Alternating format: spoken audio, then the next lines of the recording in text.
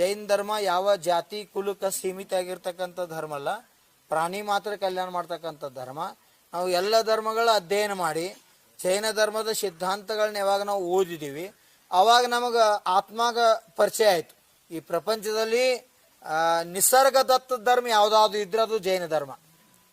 ನಾವು ಹುಟ್ಟಿದಾಗ ಯಾರು ಹುಟ್ಟಬೇಕಾದ್ರೆ ಲಿಂಗಾಯತ ಇರಲಿ, ಜೈನ್ ಇರಲಿ, ಇಸ್ಲಾಂ ಇರಲಿ, ಒಂದು ಪ್ರಾಣಿ ಪಕ್ಷಿ ಯಾವುದೇ ಇರಲಿ, ಅರಿವಿ ಹಾಕೊಂಡೇನು ಹುಟ್ಟಂಗಿಲ್ಲ, ನಿರ್ವಾಣಾಗೆ ಹುಟ್ಟು ದಿಗಂಬರಾಗೆ. ಅದಕ್ಕೆ ಅದು ನಿರ್ವಾಣೇನ ಧರ್ಮದ ಅದು ನೈಸರ್ಗಿಕ ಧರ್ಮ, ನಿಸರ್ಗದತ್ತ. ಅಂದ್ರೆ ಇವತ್ತು ಲಿಂಗಾಯತ ಧರ್ಮದ ಒಂದು ಗ್ರಂಥದ ಶಿವನಾಮ ರಹಸ್ಯ, ಆ ಶಿವನಾಮ ರಹಸ್ಯ ಗ್ರಂಥದಲ್ಲಿ ಸಹಿತ ಉಲ್ಲೇಖ ಮಾಡ್ತಾರೋ ಆದಿಯಲ್ಲಿ ಶಿವನು ದಿಗಂಬರನಾಗಿದ್ದ.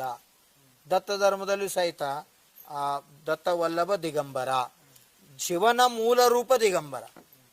ಅಲ್ಲ ಇರಲಿ, ಯಾವುದೋ ಶಿವ ಇರಲಿ, ಬ್ರಹ್ಮ ಇರಲಿ, ವಿಷ್ಣು ಇರಲಿ, ತಾಯಿ ಗರ್ಭದಿಂದ ಎಲ್ಲರದು ಜನ್ಮ ಆಗ್ಯದ.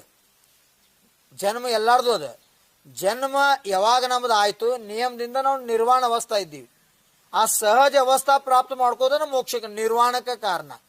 ಆ ಉದ್ದೇಶ ಇಟ್ಕೊಂಡು ನಾವು ಎಲ್ಲ ಧರ್ಮಗೂ ಅಧ್ಯಯನ ಮಾಡಿ ಜೈನ ಧರ್ಮದ ಸಿದ್ಧಾಂತ ಅಧ್ಯಯನ ಮಾಡಿದ ನಮಗೆ ಸರಿ ಅನಿಸ್ತು. ಇದು ಕರ್ಮ ಸಿದ್ಧಾಂತದ ಪೂರ್ವಭಾವದಾಗ ನಾವು ಮಾಡಿದ್ದ ಕರ್ಮ ಇವತ್ತು ಅನ್ಯಕುಲದಾಗಿ ಶರೀರ ಜನ್ಮ ಆಗಿತ್ತು. ಇನ್ನು ನನ್ನ ಆತ್ಮನ ಕಲ್ಯಾಣ ಮಾಡೋವಾಗ ನನ್ನ ಒಳಗೊಬ್ಬ ಪರಮಾತ್ಮ ಅದ. ಆ ಪರಮಾತ್ಮನ ತತ್ವನ ಪ್ರಾಪ್ತಿ ಮಾಡ್ಕೋಬೇಕಾದ್ರೆ ಅವ್ರು ಯಾವ ರೀತಿ ನಿರಾಕಾರ ನಿರ್ವಾಣದಾರೋ ಆ ಅವಸ್ಥಾದಿಂದನೇ ಸಾಧ್ಯ. ಈ ಉದ್ದೇಶ ಇಟ್ಕೊಂಡು ಈ ಧರ್ಮವನ್ನು ಸ್ವೀಕಾರ ಮಾಡಿ ಈ ಧರ್ಮದಲ್ಲಿ ನಮ್ಮ ಆತ್ಮ ಕಲ್ಯಾಣ ಮಾರ್ಗದಲ್ಲಿ ನಾವು ತೊಡಗಿವಿ.